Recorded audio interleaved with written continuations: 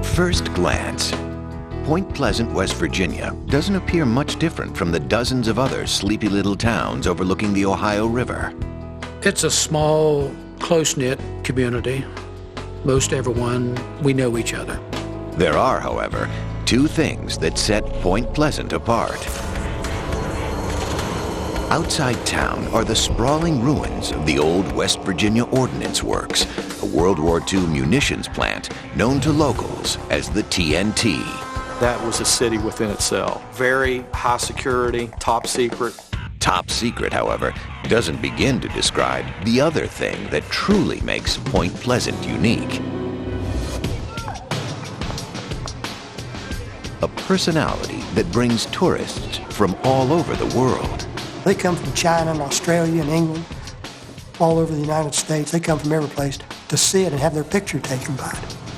For them, it's a statue. But for the handful of people in Point Pleasant that have been face to face with the Mothman, it's something they'll never forget. A wing, they fascinated me. Those eyes kind of red. It was just like they hypnotized you.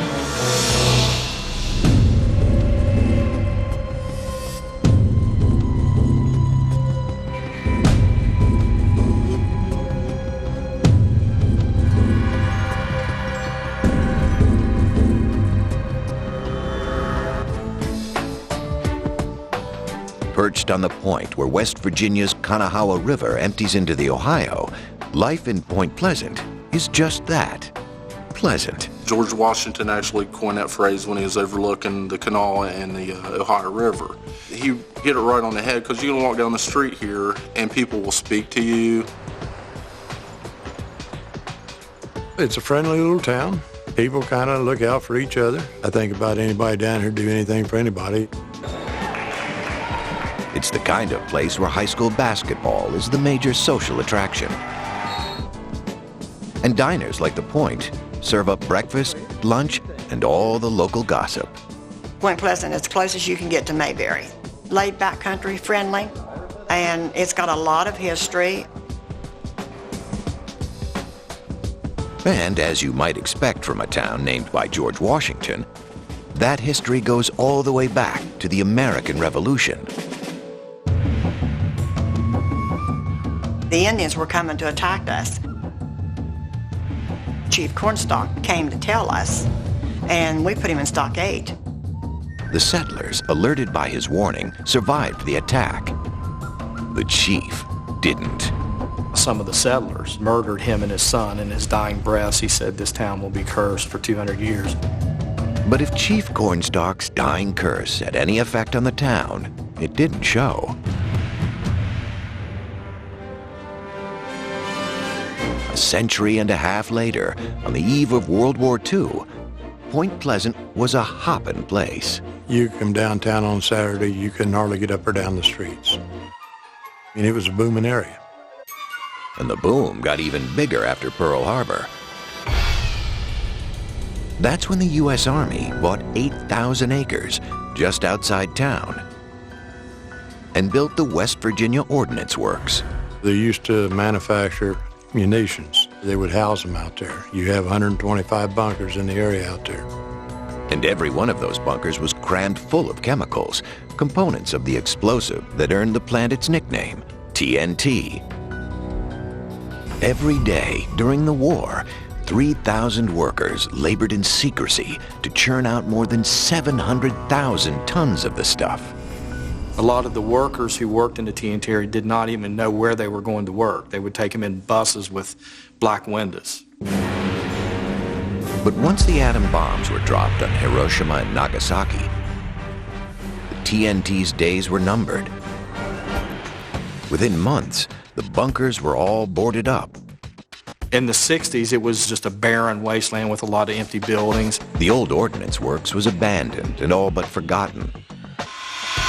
That is until the fall of 1966, when a series of strange sightings set Point Pleasant to wondering just what had hatched out of the TNT's toxic soup.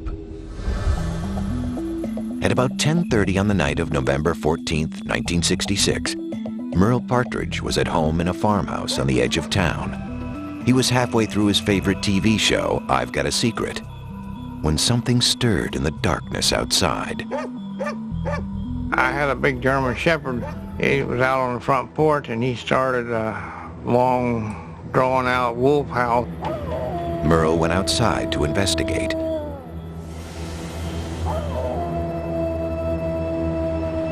His dog Bandit was some 50 yards from the house, howling his head off.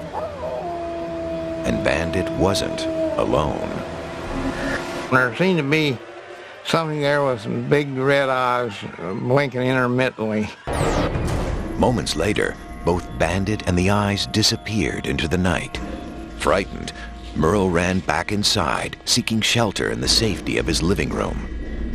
Just as I went in the house, well, the television set started winding up like a high-speed generator. Pitch was getting higher, and I didn't know what in the world was going on. And all at once, the TV just blew out in the middle of the floor. The next morning, Merle went looking for Bandit. The dog was nowhere to be found, and the woods around the house were eerily quiet. The silence was what was a little unnerving. I mean, there was absolutely no sound of any kind, birds singing, chirping, or anything. Even more unnerving was what Merle found where he'd last seen his dog, and the mysterious blinking eyes. The grass was mashed down flat. I'd say about a 60-foot diameter. Merle Partridge never saw Bandit again. At least not alive. Hours later and miles away, a state trooper stumbled across the dog, lying dead in a roadside gully. Bandit was found on Route 62, completely drained of blood. Mutilated dogs, bug-eyed monsters, and crop circles. Had Merle Partridge witnessed an alien visitor from another world? Had Chief Cornstalk's curse come to life? Or, as the next terrifying encounter would suggest, was the creature somehow connected to the TNT? It was standing out along the highway waiting on us.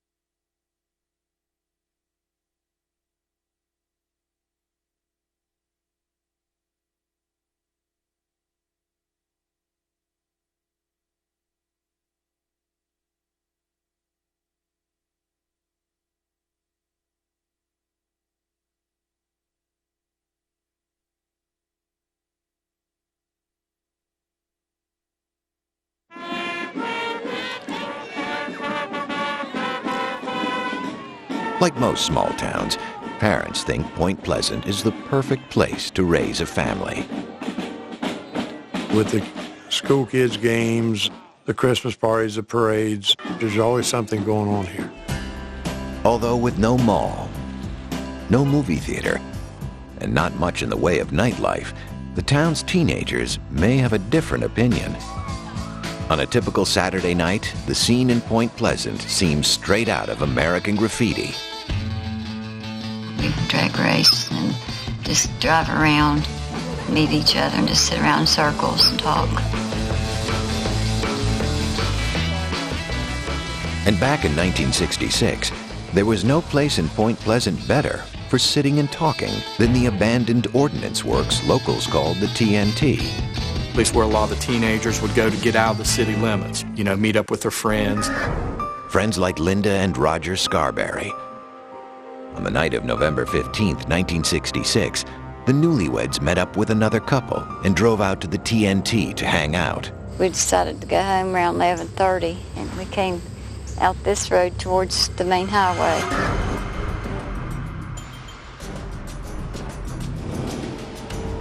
The car had just passed the old plant's powerhouse when Linda and her friends saw a pair of glowing red eyes staring out from the ruins. Somebody said, "Jesus Criminy, what was that?"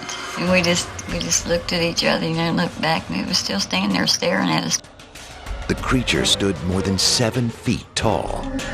It had the body and legs of a man and the same glowing red eyes that had mesmerized Merle Partridge the night before. They were big as baseballs, maybe bigger, and a real pretty red.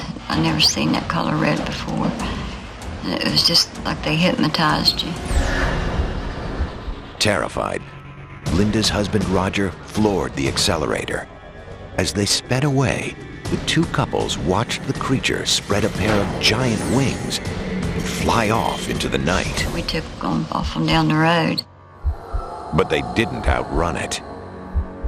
And it beat us to the main highway. It was standing out along the highway waiting on us. Swerving onto Route 62, the two couples raced towards town with the creature swooping after them. The white-knuckle chase reached speeds of 100 miles an hour. Hearts pounding, they drove straight to the sheriff's office to report what they'd seen. The sheriff's deputies actually doubted their initial story until they seen how scared they actually were. At that point, they wanted to find out if this was an actual story or just a hoax. Sheriff George Johnson interviewed Linda and her friends separately. They each told identical stories, describing the creature with the exact same details. They didn't know what it was, but they felt that if it was dangerous and it would endanger people, then it needed to be reported. Sheriff Johnson was inclined to agree. He held a press conference the following morning. In attendance was local reporter Mary Heyer. She was actually a reporter for the Athens, Ohio Messenger, which is about an hour away, but they had a sister office here in Point Pleasant. She would gather a lot of the news in the Ohio Valley. Mary's story about the mysterious creature made the front page. So we all went looking for it. And like I say, I'm guilty as everyone else. I hopped in the car and went out to the TNT area to look for the monster that everybody was after, and there was an entire line of traffic out there looking for the monster. An unlucky few found it. My brother was going to go out there and prove that's what it was somebody playing a trick in a Halloween costume. We had no sooner turned down that long road there, and there it was running right beside our car. The eyes, that was the first thing we saw when I turned to look at it. It was just some kind of red that I've never seen a red like that to this day. The next evening, barely a mile from the TNT, Marcella Bennett reported that some giant winged creature had stalked her and her newborn baby. 48 hours after that, 2 young children reported seeing the creature. Lovely Point Pleasant was engulfed in a full-scale paranormal panic.